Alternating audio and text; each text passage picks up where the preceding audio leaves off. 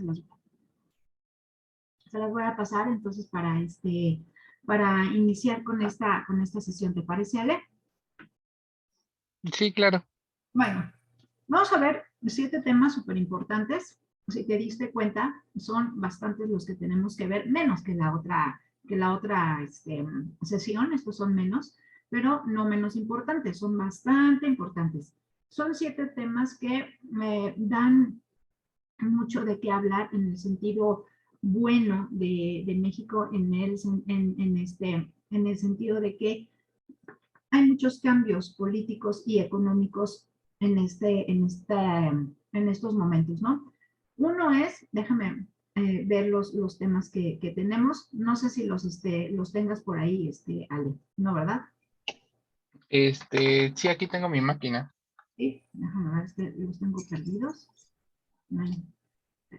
Aquí los voy a ver. Aquí está. Son 7 temas. Tenemos la revolución de Ayutla por un lado, la guerra, bueno, la constitución de 1857 y las reformas liberales. El otro, el tema 3, es la guerra de reforma, bueno, o la guerra de 3 años, que dura de 1858 a 1861, con los tratados también, están aquí incluidos los tratados de Monalmonte y de Magdaleno Ocampo. Bueno, el cuarto tema es la intervención francesa, Benito Juárez y la República Errante, el segundo imperio mexicano, que es con Maximiliano y Carlota, y por último, la República Restaurada, que es cuando regresa triunfante Benito Juárez, pero ¿dónde andaba, no? Bueno, pues vamos a ver cada uno de estos temas y lo vamos a hacer de una manera pues bastante agradable para que no te aburras, te parezca más bien interesante, etcétera, etcétera.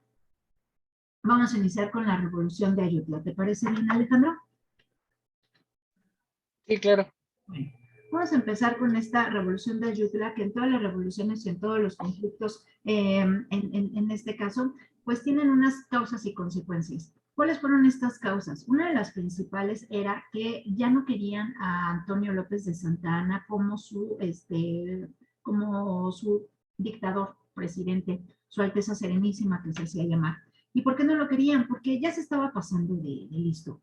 Él había ocupado la presidencia en diferentes ocasiones con los dos diferentes grupos que en ese momento estaban, los liberales y los conservadores. Entonces, depende de quién le hablara bonito, por decirlo así, se iba del lado conservador o se iba del lado liberal, y entonces hacía cosas para cada uno de estos grupos. Pero ya la gente ya estaba cansada y ya estaba harta de esta situación. Entonces, hay un rechazo para la dictadura de Santana y entonces lo quieren quitar. ¿De qué manera lo quitan? Bueno, con esta revolución de Ayutla se hace un plan, el plan de Ayutla. El plan de Ayutla que decía, bueno, pues quitarlo, ¿no? Fue un movimiento que se levantó en contra del gobierno de Santana y estuvo liderado por Adrián Florencia Villa, pero de este señor casi nadie habla, pero sí vas a reconocer al siguiente, seguro por lo menos de oída, ¿no? En la primaria o en la secundaria. Ignacio Comonfort y el otro fue Juan Álvarez. Estos dos eran amigos de Adrián Florencia y quitan, con este plan de Ayutla, quitan a Santana. ¿Pero qué había hecho Santana para que lo odiaran tanto? Bueno, pues este presidente impuso, ya en los últimos años, digamos, impuso impuestos muy absurdos, como que, bueno, pues en tu casa, por ejemplo, ibas a pagar una cantidad de impuestos dependiendo cuántas ventanas o cuántas puertas tuvieras en tu casa. Entonces, mucha gente estaba en contra de esta situación, incluso tuvo que cerrar sus puertas y ventanas que tenía en casa para pagar un impuesto menor. Entonces, eran así de absurdos, ¿no? Nosotros actualmente pagamos impuesto por tener un auto, ¿no? Que es la tenencia, pagamos un impuesto por tener una propiedad que es ¿cómo se llama? El predial, etcétera, etcétera, ¿no? Estos impuestos nosotros los pagamos, pero en aquella época esto ya llegó al límite. Entonces fue una de las cosas por las que también dijeron ya no se puede. Otra era que el gobierno de Santana realizó múltiples actos de corrupción avalados por él y además lo sabían y además también él hacía actos de corrupción.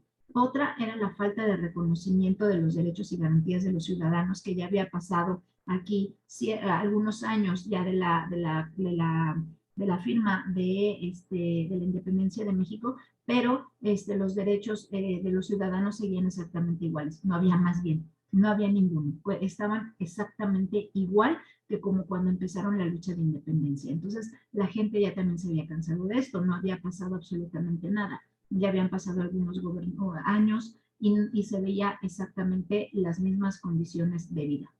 Y la represión violenta por parte de la oposición, la gente que estaba en contra de Santana, eran perseguidos y eran fusilados, ¿no? Entonces, esto fue una de las causas por las que se inició con esta revolución de Ayutla.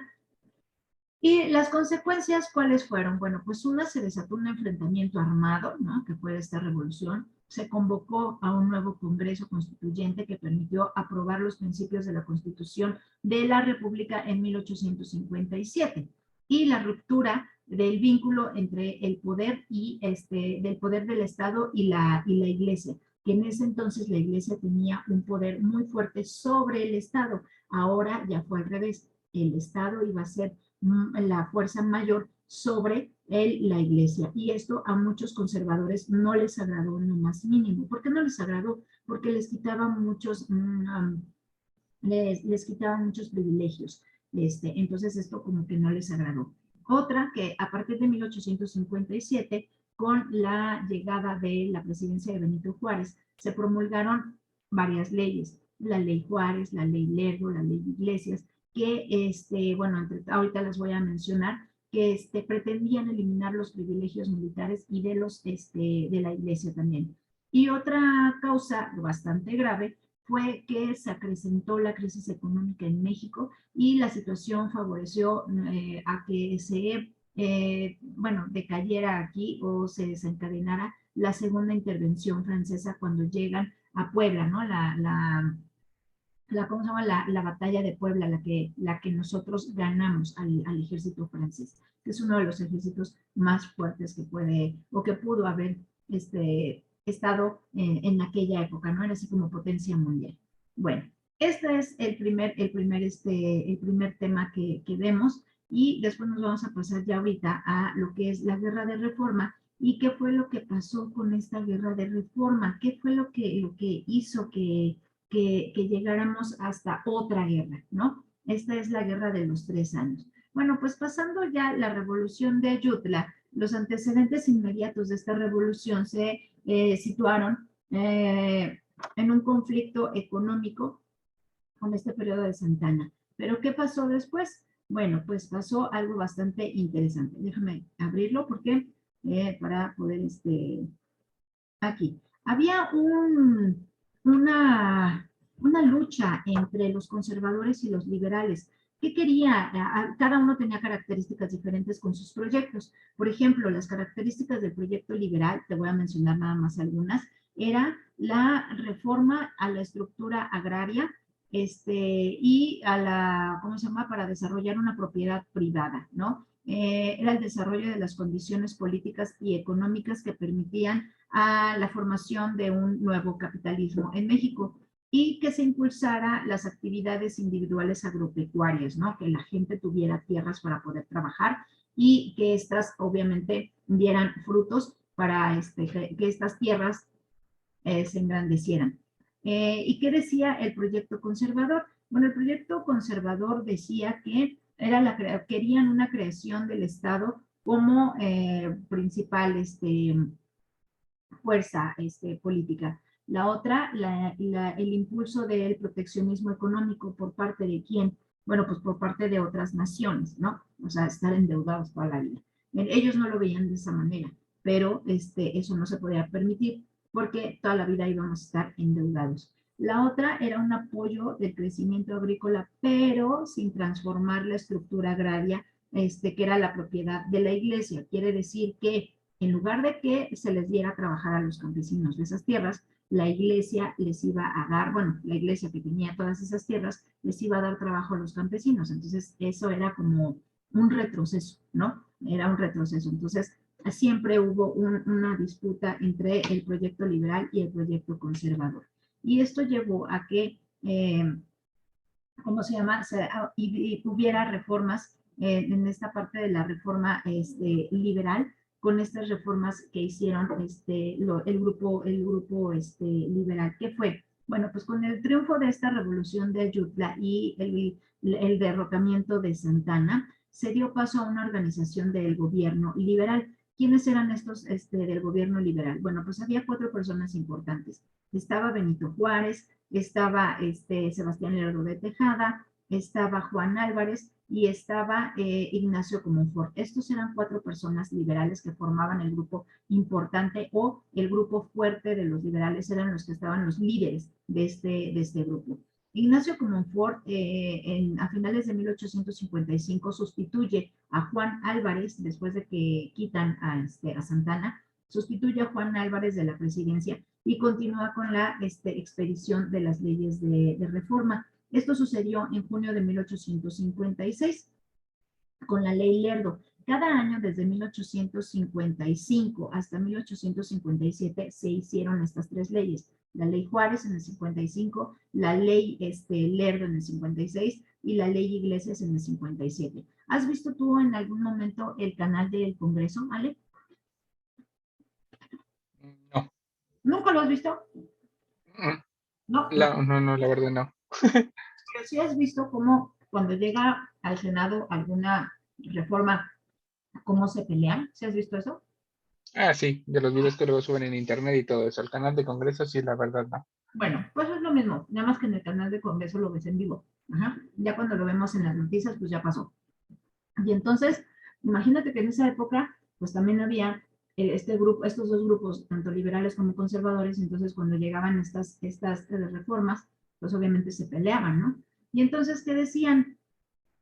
Pues el grupo conservador estaba en desacuerdo y también se gritaban y hacían teatros y bueno, menos, pero también lo hacían. Entonces, en febrero de 1856 se reúnen los diputados en el Congreso Constituyente para elaborar una nueva constitución. Nosotros estábamos regidos todavía por la Constitución de 1824, pero esas ideas a la vista de este grupo liberal, pues ya habían pasado como de moda. Ya. No es que habían pasado de moda, sino que ya no estaban de acuerdo a la sociedad que en ese momento tenían. Y además, algo que hay que resaltar de aquí es que estas leyes de reforma que ahorita te las voy a mencionar, estaban bastante revolucionadas para la época, para la sociedad en la que vivían. Por eso los conservadores estaban muy enojados, porque no entendían por qué se tenía que hacer una reforma a esta constitución. Lo que sí sabían, por ejemplo, el grupo liberal con estas personas, incluyendo a Benito Juárez, es que como ellos eran personas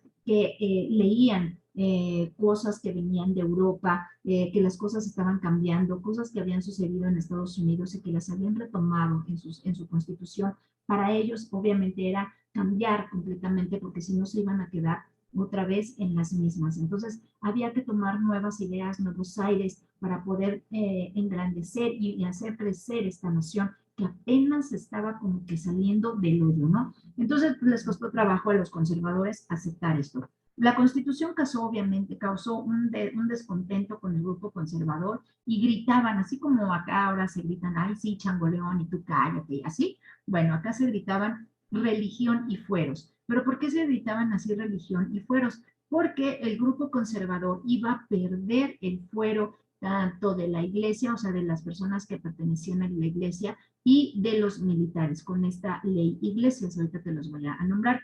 Entonces, ellos declaraban que uno era desconocer al Congreso Constituyente del 57, convocar a un nuevo Congreso Constituyente para elaborar una nueva constitución, que estas leyes de reforma no tenían nada o que tenían cabida en esta parte, y la última, dar una continuidad a la presidencia de Comonfort, que era del grupo conservador.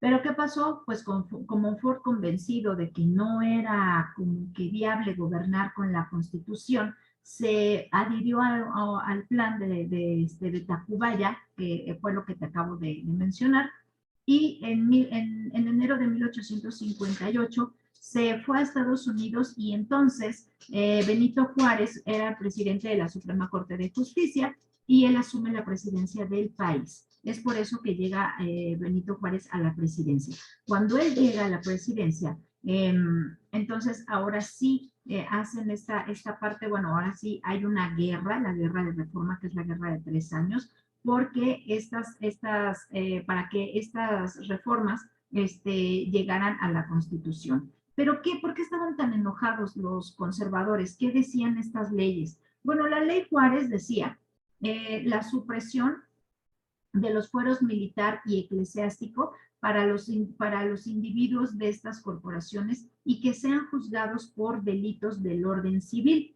lo que permitiría la igualdad civil ante la ley. Quiere decir que si algo malo pasaba con algún militar y demás, le quitaban el fuero, o sea, le quitaban sus privilegios y entonces iba a ser juzgado como una persona lo más terrenal posible. Lo mismo sucedía con la iglesia. Obvio, los conservadores estaban en desacuerdo.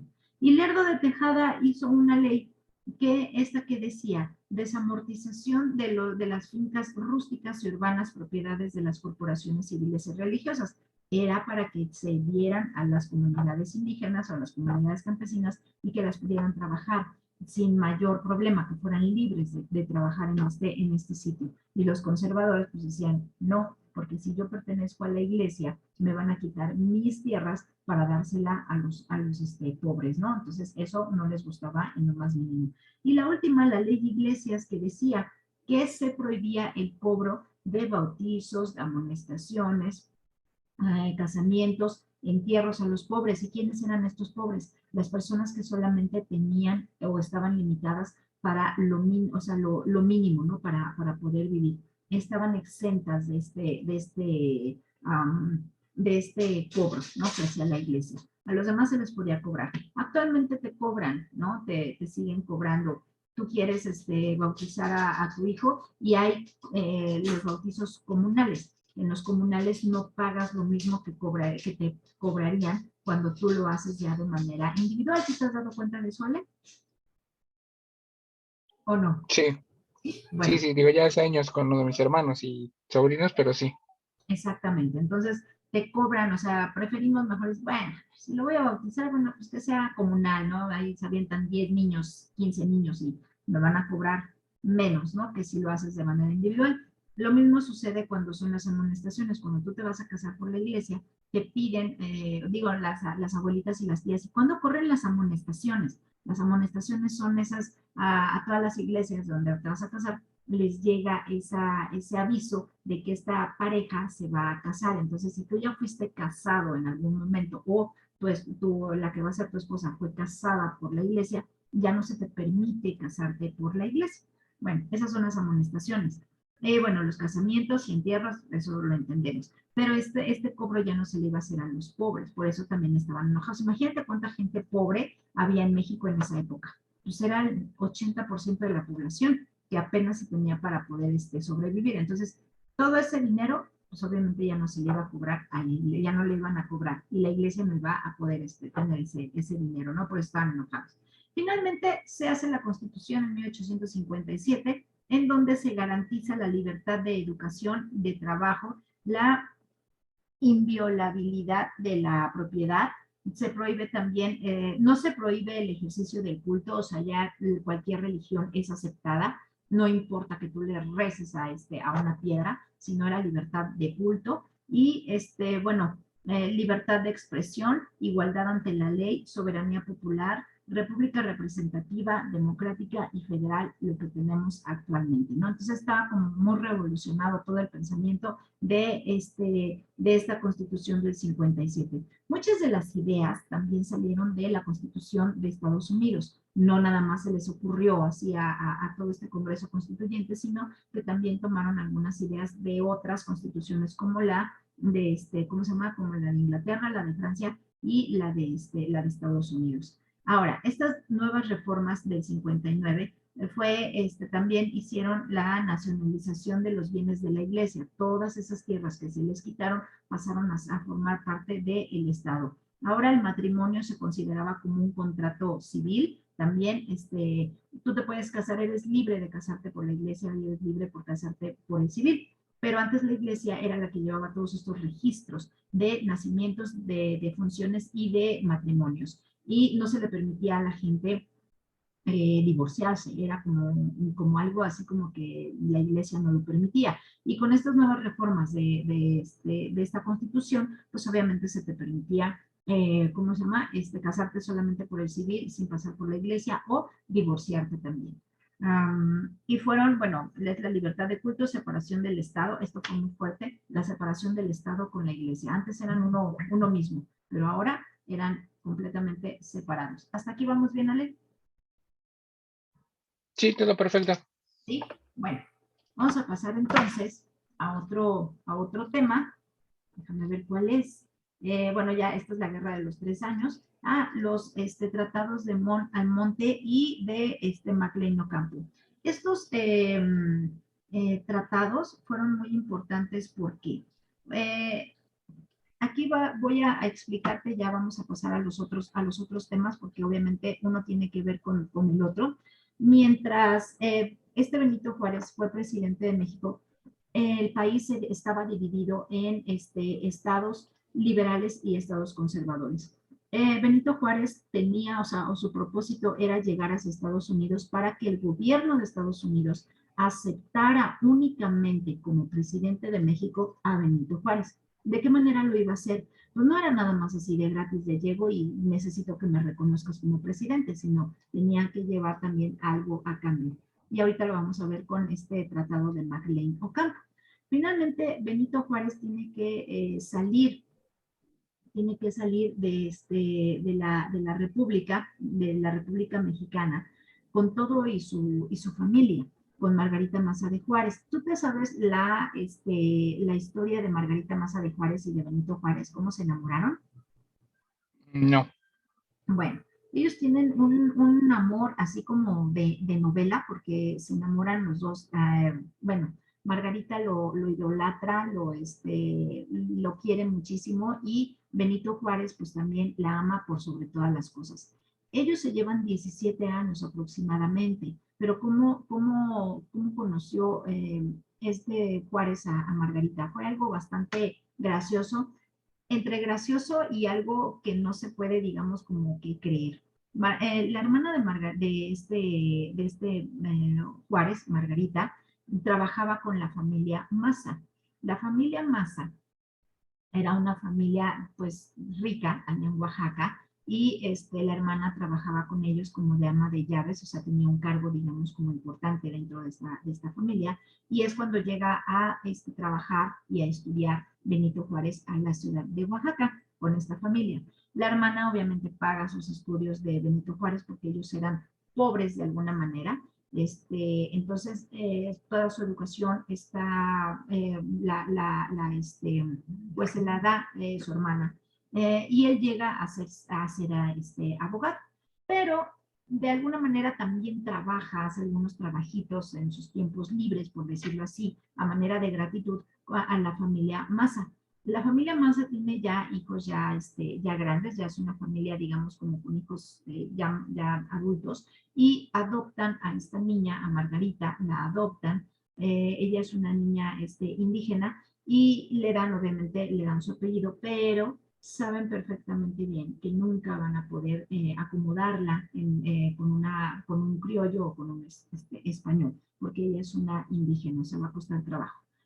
Cuando Benito Juárez la conoce, pues él tiene ya 17 años, y le causa muchísima ternura ver a esa niña, y se le ocurre decir: cuando sea grande, yo me voy a casar con ella.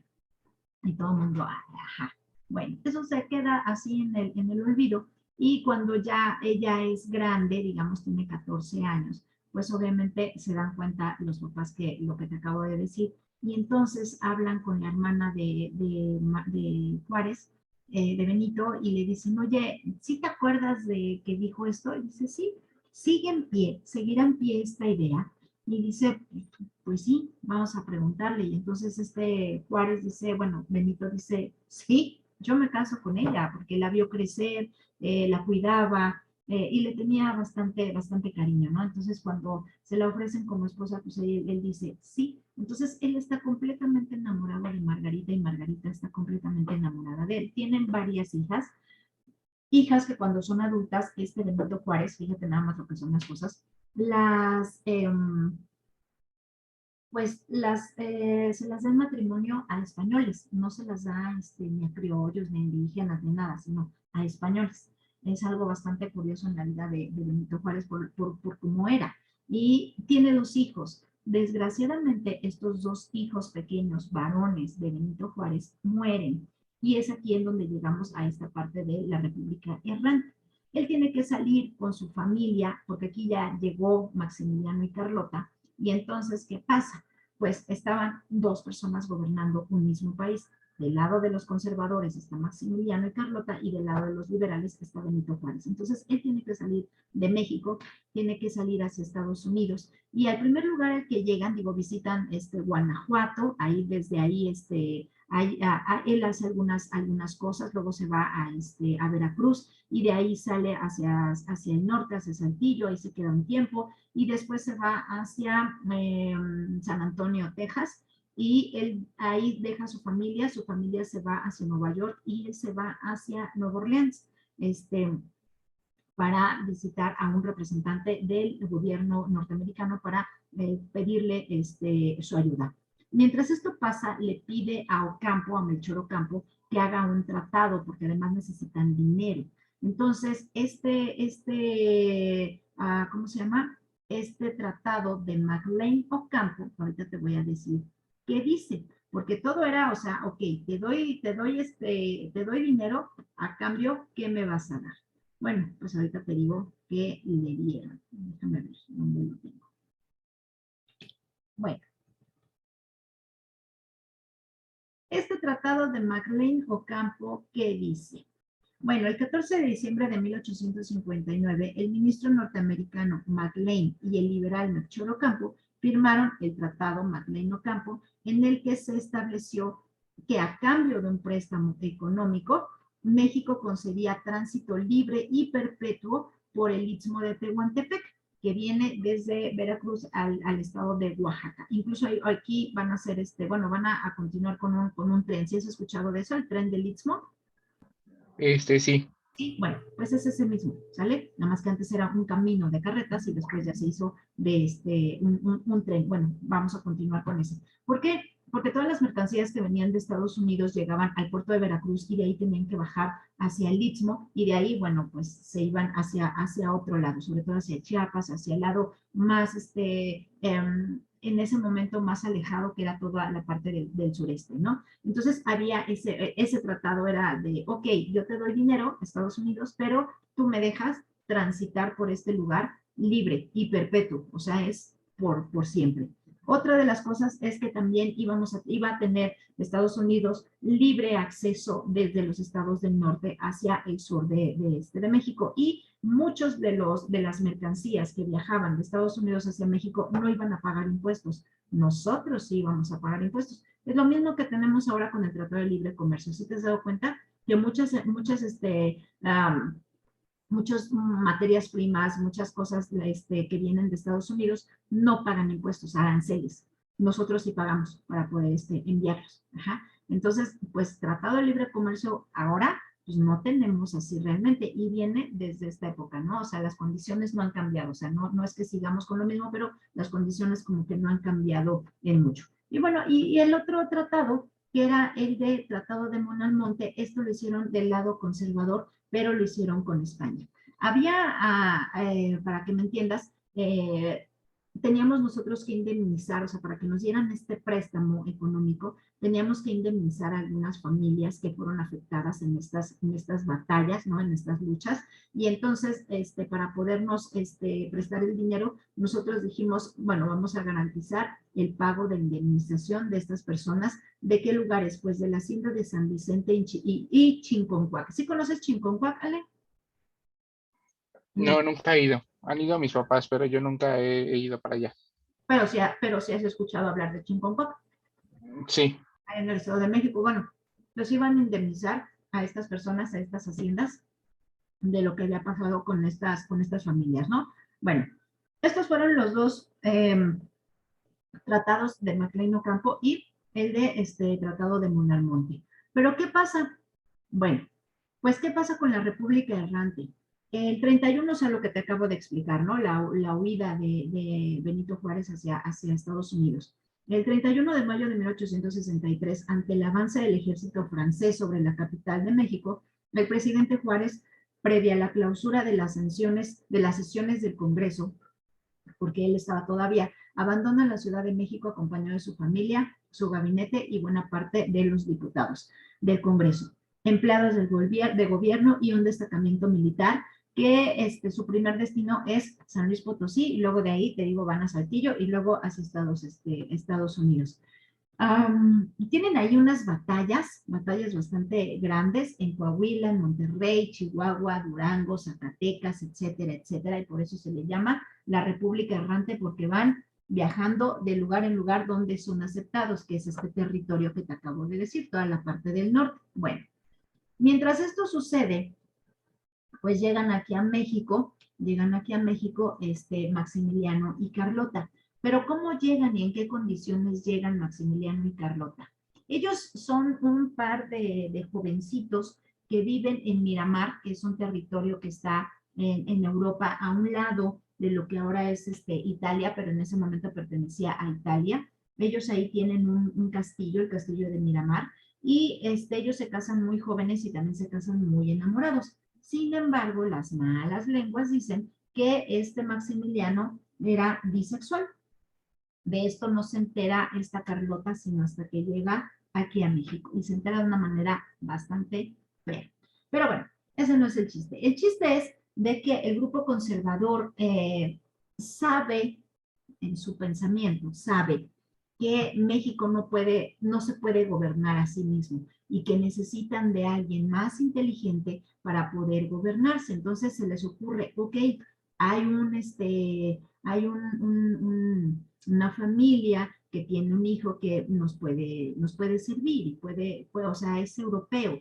Y entonces se traen a Maximiliano. Maximiliano es una persona que sabía que nunca iba a ser ni rey ni emperador de absolutamente nada, porque él tiene un hermano mayor que él es emperador por causas del destino. Su tío abdica a favor del hermano de Maximiliano, y es por eso que el hermano de Maximiliano le da este territorio de Miramar, pero hay una pelea, hay una guerra, y entonces pierden ese territorio, y entonces el hermano está muy enojado, que cómo era posible que no lo haya podido defender, y entonces es cuando llegan los conservadores y Maximiliano dice, sí, me voy. Carlota, por su parte, es una niña que estuvo siempre educada para poder gobernar en algún momento de su vida. Y entonces ella tenía toda esa educación de emperatriz, aunque no lo fuera en ese momento, y entonces cuando le llegan a Maximiliano con esta idea, ella dice, sí, está bien, pero también es muy inteligente. Ella dice, pero ¿a dónde voy a llegar? Y entonces en el viaje, que dura mucho tiempo, porque tienen que viajar desde Miramar hacia México, en ese tiempo, más o menos son como 3 meses, pues ella se dedica a leer acerca de la cultura prehispánica, de la cultura novohispana, empieza a tener clases ¿cómo se llama?, de español, para no llegar así en blanco, y ella mientras esto sucede, pues Maximiliano se trae a un amigo de la infancia de él, de ahí jugó con él toda la vida, pero se dice que él era su amante. Esta Carlota no lo sabe.